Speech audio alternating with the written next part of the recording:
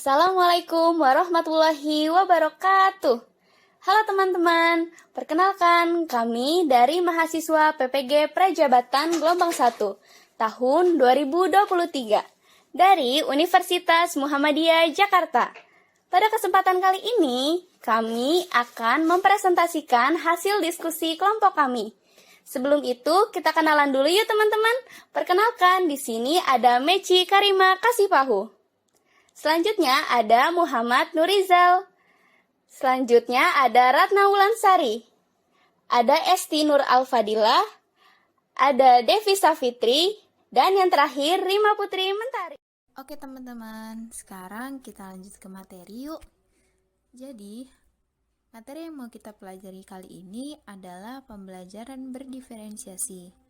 Dalam pembelajaran berdiferensiasi, terdapat aspek-aspeknya dan salah satunya itu adalah konten. Apa sih konten itu? Konten adalah materi yang diajarkan atau disampaikan kepada peserta didik. Tentunya dengan mempertimbangkan kebutuhan belajar peserta didik baik dalam aspek kesiapan belajar, minat, dan profil belajar peserta didik. Dalam hal ini, konten adalah materi pengetahuan, konsep, dan keterampilan yang perlu dipelajari oleh peserta didik berdasarkan pembelajaran yang diajarkan. Teman, selanjutnya kita akan membahas tentang strategi diferensiasi konten. Sebelumnya, teman-teman, apa sih strategi diferensiasi konten itu?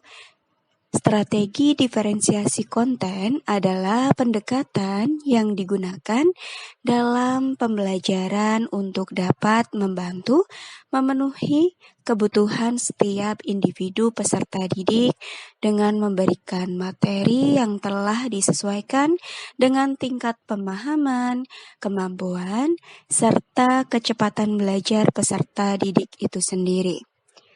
Hal ini memiliki tujuan untuk dapat memastikan bahwa semua peserta didik mendapatkan akses ke dalam pembelajaran yang sesuai dengan kebutuhan dan tingkat kemampuan peserta didik.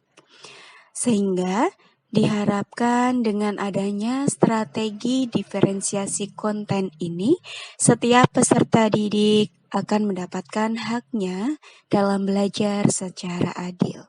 Dalam strategi berdiferensiasi konten, perlu dipahami bahwa segala sesuatu yang akan diajarkan kepada peserta didik terdapat 3 aspek di dalamnya. Yang pertama, kesiapan belajar, yang kedua, minat, dan yang ketiga, profil belajar. Oke, kita bahas ya. Yang pertama yaitu mengenai kesiapan belajar peserta didik. Kesiapan belajar peserta didik, hal ini dapat dilihat dari kemampuan awal peserta didik. Guru perlu mengidentifikasi kesiapan belajar peserta didik agar mampu merancang strategi pembelajaran yang sesuai dengan kebutuhan mereka. Untuk yang kedua yaitu mengenai minat peserta didik. Minat merupakan ketertarikan dalam diri seseorang terhadap sebuah aktivitas tertentu dan minat peserta didik diartikan sejauh mana peserta didik tertarik akan kegiatan pembelajaran yang ada di sekolah. Minat berperan penting bagi pembelajaran peserta didik karena dengan memiliki minat belajar, maka peserta didik akan lebih mudah memahami pembelajaran dan berdampak terhadap hasil belajar.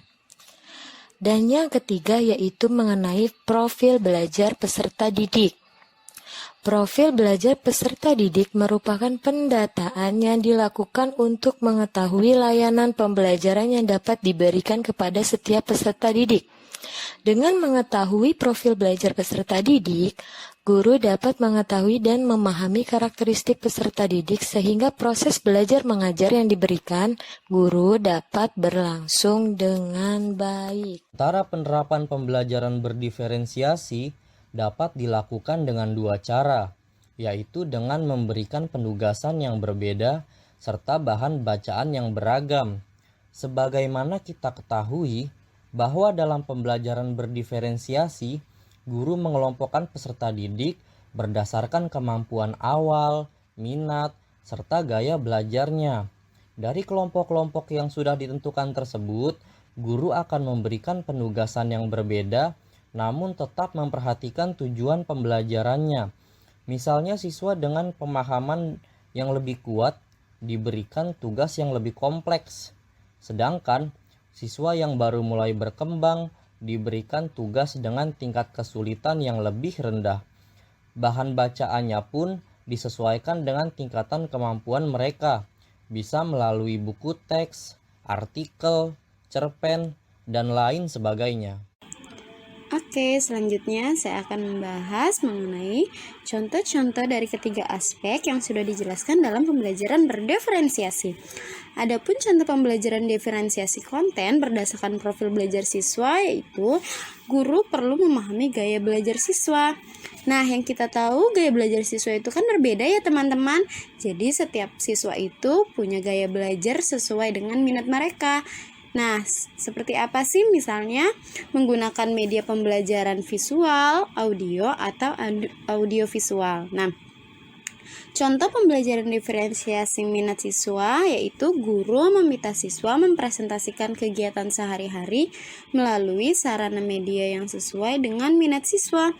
Nah, di mana guru itu meminta kepada anak-anak untuk bisa mempresentasikan kegiatan sehari-hari mereka melalui media yang mereka suka. Misalnya ada kakak nih yang suka ceritanya menggunakan visual atau gambar.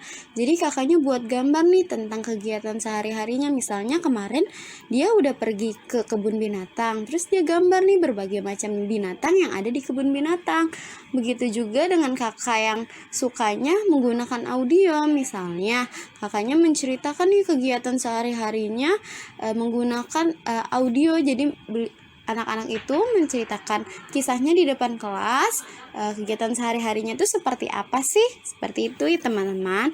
Nah, selanjutnya contoh pembelajaran berdiferensiasi kesiapan siswa yaitu guru menggunakan daftar kosakata untuk mengetahui tingkat kesiapan siswa.